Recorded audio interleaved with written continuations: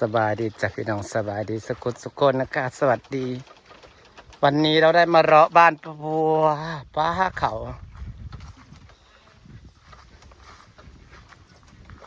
เราจุดก้อยใหญ่เนาะ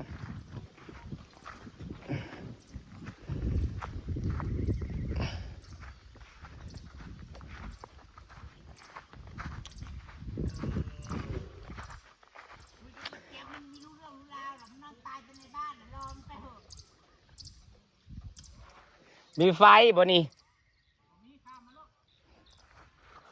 ยัดไฟสดพี่บอกตัวดินงามๆเซฟปลานะโอ้ปลาเลี้ยงปลาได้ทงหน้าใหญ่ไว้แล้วบริข่าวมาโดนเลยพี่น้องคนเลี้ยงปลาข่าวละจุดก้อใหญ่เนาะบ้านเทิงแสดงว่ากว้านก้อนหมูรีร้อนนี่นะ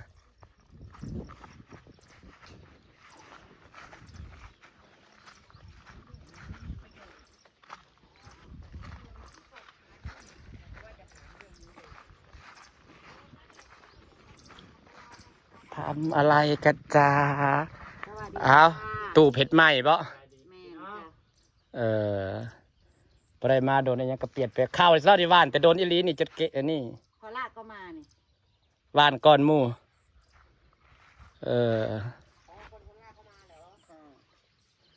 ปลาเข่างามอีลี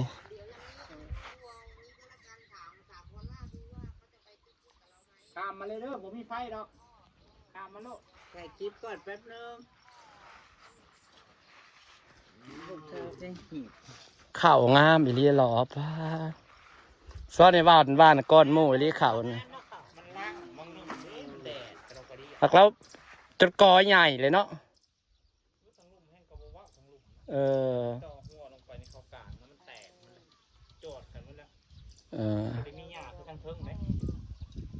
อันนี้ก็งามเลยถ้าบางมันออกควงนะ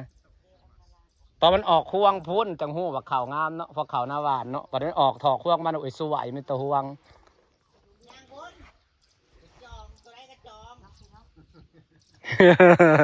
จองยังเลย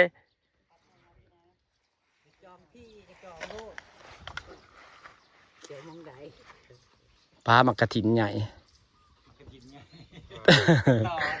มักกะถินใหญ่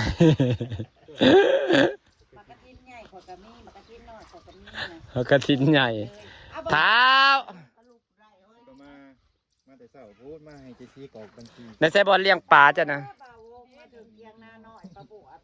กินแต่ในขีดสิกินอันมาลาเป็นนี้ก่อนมาหงพี่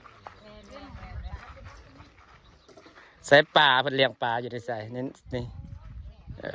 สวัสดีจ้าก็เห็นนางเท้าตื่นพี่น้องเอ้ยก็ได้ใส่สุดงามแต่เท้าสุดจุบ้านเฮ้ยเด็ดปลาอีกนะปลาเมื่อกี้มาแต่สาวปุ๊มาแต่ว่าบางไปที่อย่างเลยนะ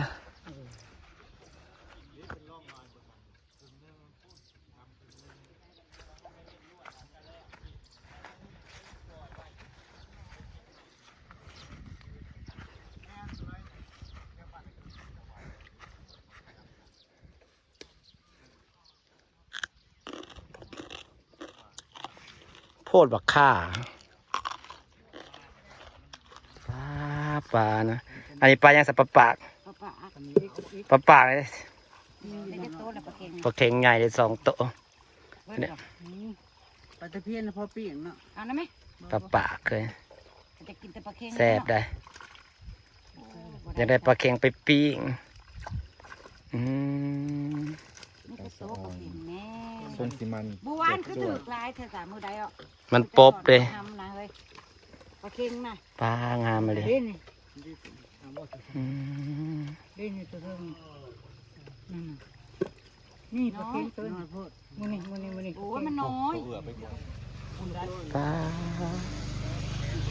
อันนี้กำลังเป็นเฮ้ยพูนทั้งพูนให้ติดกันเลยหมักกระแตงนี่นะมันดกอยู่แล้วปลา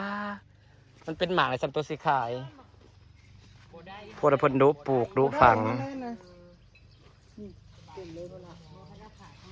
นี่เฮ้ยนี่เบิ่งนี่ 1 2 3 นั่นแหละจังหวะป้าหมักแตงในคันมันได้ออกนี่โหสับสิได้ขายเบิดนี่นะเบิดที่เป็นนักก็บัดจังหวะมันเหลืองในเหลืองเฮิงเหลืองเต็มอยู่ ได้มาบอกว่าคือผ้าจำปลูกที่แท้คนนี่นะนี่พี่ผ้าพี่เฮาก็ บัดมันออก มันลามเกลือดิ แม่นพ่อบักกระโพดเพิ่นกันสุดยอดอีหลี ไปเดี๋ยวพาไปเบิ่งกระจกก่อนพาแม่ใหญ่ไปเบิ่งกระจกก่อน ครับเนี่ยมาลาไปเบังกระจกก็เด้อจ้าโอ้หมักแตงพวกนั้นนะหมักกระโพดก็จนงามจะเป็นหมากแล้วโพดโพ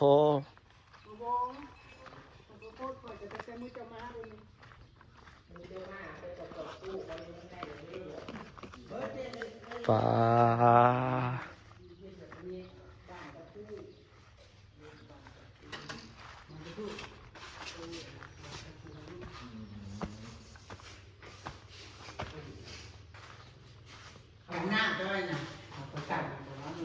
ประกาศนั่นแหละเนาะเฮ้ย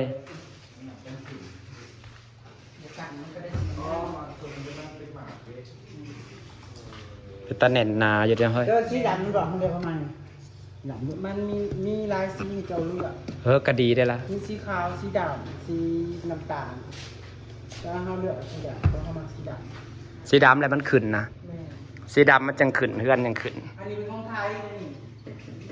เมนอินไทยแลนด์ว่ะ แหน่นนาดีได้อเฮ้ยเบิดเทารานี่นะ 3,400 เออ แล้ว กับ ตัวโจ้เป็นของเวียดเขาแบ่งของไทยมาตี ตู้ อันนี้เนี่ยข้อน้ำมี อ๋อ ถ้าปิ้งไก่ตัวนั้นได้สองอันนั้นมันก็เรียกว่าลดลงมีตัวนั้นครับบาทละ2,000ครับปิ้งไก่ อ๋อ พันบ่อนั้นแล้วก็30,000ไอ้3,800 บาทนึงนะ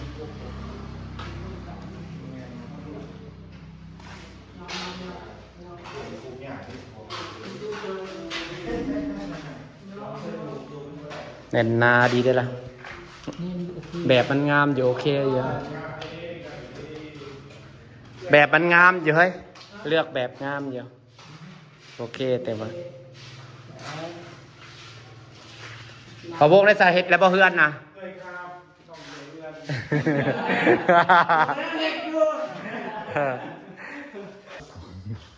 ป้าข่าวสับงามเธอ น้ำมันจะวานกี่เล็กคืองาม ป้าข่าวนะสับงามแท้ ดินงามแบบ ข้าวโพดก็งามๆเนาะ บางทียังงามนี่เขา เดินเฮือนเบาเอื้อดิพอดีงามบ่น้อยบ่ใหญ่ วิวก็ได้เลย นี่สิกอไปอยู่นะอีก6ต้นเพราะว่าจะมีที่ให้รองน้ำแน่ให้ขั้วแน่แล้วก็เฮ็ดบอลตักขาทอด บ่น้อยบ่ใหญ่พอดีงามดินนะ อย่างน้อยมีกำลังเข้าปลูกหลายข้าวนะ อืมเพื่อได้มานอนติ จะได้มานอน เรียนว่าห้องตี แต่ว่าของเราน่ะ นี่อย่างเราเป็นอย่างว่าพี่ตายเลยพี่ตายเป็นพี่ ปิ้ง ตา ไก่ ย บาทที่2,000 บัตรใส่ม่านน่ะใส่ม่านเต็มเด้อเห็นบ่บัตรใส่ม่านน่ะใส่ม่านเต็มห้องเลยจังงามถ้าใส่ม่านเต็มห้องมันสิงามเลย มันแต่ละบงละบงหลายอยู่ นั่นแหละใส่ม่านน่ะใส่ม่านเต็มห้องมันสิงาม ประหยัดต้นทุนลงไปอีก ของเฮือนเฮายังปิดตายจนเบิด พี่ตายเนี่ย วันแรกกดว่าสิได้เปิดก็ เปิดแต่ตัวหุ้นอีกแล้ว คุ้มค่าสลาก ได้แบบเลือก สลาก ดีว่าจะเอาเลยแหละ ว้าข่าวสับงาม ขอบประตูขอไม่ทราบคือจับเลยโจ๊ก คิดตีหินกับ ยูทิฟูบิวตี้ฟู เอ้ยขอเงินซื้อหินกาบเนี่ยเอ้ยขอเงินซื้อหินกาบเนี่ยหินกาบอ๋อหินกาบหน่อยอ่อนนั่น ถ้ามันติดไม่ เพ ได้ ราะว่าจะตีตั้งเพลง ติดแขนขึ้นไปเลย แม่นคืองานเนี่ยแบบตั้งใจตั้งแบบ คิดถึงแล้ว2 บาทนี่ปิดตายมันจังลดต้นทุนเพราะส่วนใหญ่ก็บ่ค่อยได้เปิดดอกเปิดฟังนั่นเอา แต่ข้างล่างเปิดมันบอก ตอนแรกก็ให้ปิดตายเลย พี่ตัดในบาทหนึ่ง2,000 พุทธานั้นบอกหลายๆนะชู ต่างกัน3,000 สปอร์ตติ้งเพื่อนไปเห็ดปิดตายเบิดเลยจ้าเบิดน้ำ19,000จ้า จากมันเพลงน้ำยังแล้วกับหูเนาะกัน เอาแพงน้ำเครื่องมือมันเด้ผล ปกเล็กปก เต็ก มัน ไปดิ แพง เอาตัวได้FCเองกับวางก่อนเนี่ยนะมันจะอยู่กว่ากับไว้รอบเนี่ยนะมูกับเชื่อว่ามูอยากได้ของเปียก เก่งกว้างกว่านี้นะนี่มันนะ แม่น้อง เอาแบบนี้แหละงามอยู่ได้กว้างกว่าแล้วก็สียาวกว่ามึงเอาแบบนี้แหละ ของเรามันเมตร มันก็โอเคเลยกว่า 2 เมตรแล้วก็กว้างกว่าอีกนี่เจ้านะ พอแล้วไปจิตบวบแล้วแล้วมันสีงามของบ่เอือนนี่มันแนวมันยังเป็นหน้าตายังเป็นอย่างน้อยๆอยู่ไปจิตบัวแล้วจะสีงาม บาเฮ็ดบัวแล้ว แม่นมันสีงามมันสีขาวกัน เฮ็ดบัว พอเดี๋ยวนี้เฮาแนมเข้ามายังเฮาแนมเข้ามายังอยากขึ้นหน้าต่างน้อยอยู่ ใส่อ่อนที่ยังเหลือนี่หินอ่อนกับ นี่50 เสา แต้ แต่ ง ง อันนี้เสาเต็ง50แต้งแล้วพอเราเฮ็ดบ้านเดี๋ยวเฮาก็ให้เราแต่งเสาหลังจากสิเอากระเบื้องแล้วอีโนนมาติด เมื่อใดเฮือนเจ้าบ่วงเมื่อใดเอาเมียก่อนบ่บ่ต้องคิดหยังมากมาอยู่นำอำมาลาหรืออำมาลาแล้วดิน่ะ2ห้องนอนผู้ ก็อยากได้ยังก้อนเอาน่ะตัวนี้ก็อยากได้ กระเบื้องก็อยากได้ เดี๋ยวนี้นะเออ เอาตัวมันได้ขึ้นก่อนเป็นได้เฮ้ย กับตัวนี้ก็อยากใส่กันโต๊ะซะก่อนแต่อยากคืนน่ะ เตรียมว่าใส่ประตูใส่กระเบื้องนี่ขึ้นได้เลยได้เฮือนตัวนี้นะ ก็คืนได้ ขั้นคือห้องน้ำไม่ได้บ่ได้ ห้องน้ำอีก กับห้องน้ำเนาะห้องน้ำยังบ่ได้ได้ ห้องน้ำก็ได้เลย เอาตัวเอาเนี้ยจำเป็นก่อนเพื่อเขาจะมาอยู่ได้คือว่าแต่พุ่นครับคือว่าแต่พุ่นเขาก็จะไปอยู่แล้วคือว่า ตะกี้นะว่าอันนี้นะว่าบ่ทันได้อยากเฮ็ดขึ้นไปขึ้นมา นั่นแหละจ้ะ เฮาอยากใส่กันโต๊ะเฮาอยากใส่กันโต๊ะซะก่อนนะก็อยากขึ้นนะลูกหลานลา มันก็ต้องแต่งเสาก่อนแต่ว่า มันก็ต้องแต่งเสาก่อน นั่นแหละจะจังเฮ็ดได้ แล้วก็เลยว่าจะทิ้งใจแต่งเสาแล้วสิใส่กันโต๊ะก็จะสิปลูกกระเบื้อง ปูกระเบื้องในก็หลายหมื่นเติบเป็นปูกระเบื้องในหลายหมื่นเติบเป็นนี่ หลายเตะบาวนี้เงินเฮานี่มัน พวกนี้บ่ปันได้ดอกนี่นักปูกระเบื้องก็ตีฝ้านี่เตรียมโลด ฝ้ายังฝ้านี่บ่ ยัง แม่นเขามาอยู่ก่อนฝ้าเอาน้ำหลัง มันมีเงิน แพงได้ อันนี้เงินนี้กันนะตอนนี้ก็คือซีกับกระเบื้อง เนี่ยให้มันเข้าได้อยู่ได้ก่อนนะคือกับห้องน้ำ ห้องน้ อืม ำเราที่ห้องน้ำ ห้องน้ำก่อนเห็นก็ดีเวลาแบบเขาได้มาเดิเขามายังมีห้องน้ำอีกครับเพราะฉะนั้นมันก็ต้องได้เห็ดตัวเรื่องของน้ำนะเอาเรื่องของน้ำมันจะเป็นเลยเฮ้ย เงินอ้ายใช่ไหมโอ้ยเสียงเงินก่อน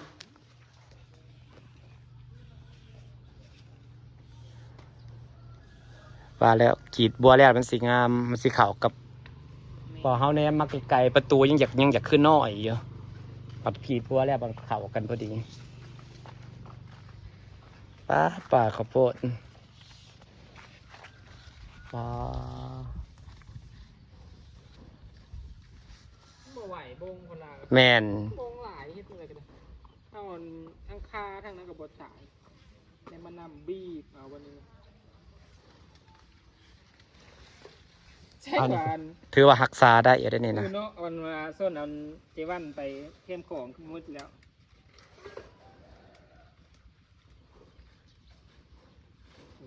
มีแต่ตัวใหญ่ๆเป็น อันนี้อ่ะนี่จ้ามันสมบ้านจะกำลังจะสวยค่ะเห็ดแล้วนี่งามในบ้านเนี่ยทรงบันไดความสูงความต่ำได้พอดีเพื่อนหมู่น่ะงามเพื่อนเท่าน่ะขี้ร้าย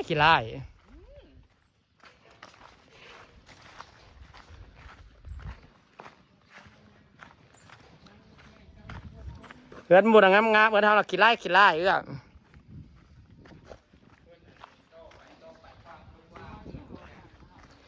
เพื่อนหมู่คืองามเพื่อนเท่าคือขี้ร้ายวะ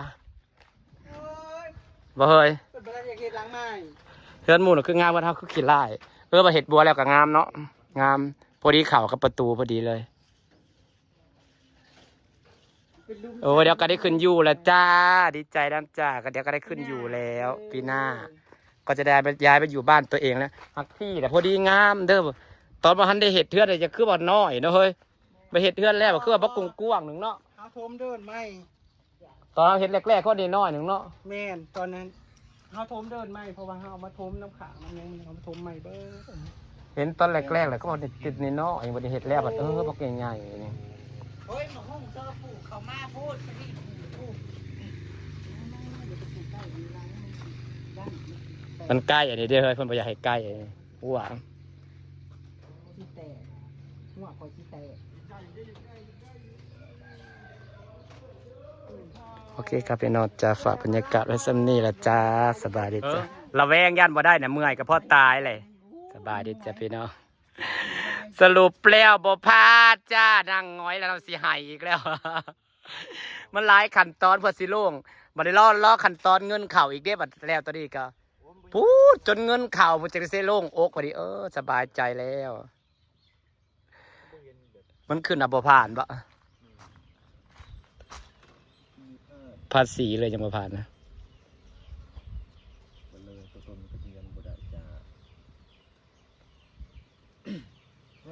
คันว่าเคยเห็ด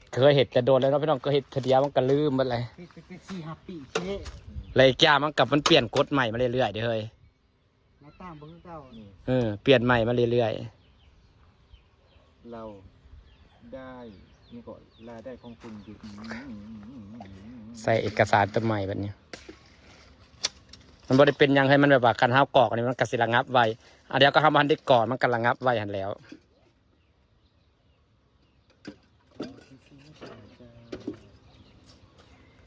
เนี่ยได้ไปแสดงเงิน หัวพอจะได้เงินเขามันก็จะให้ง่ายๆเจ้ากัน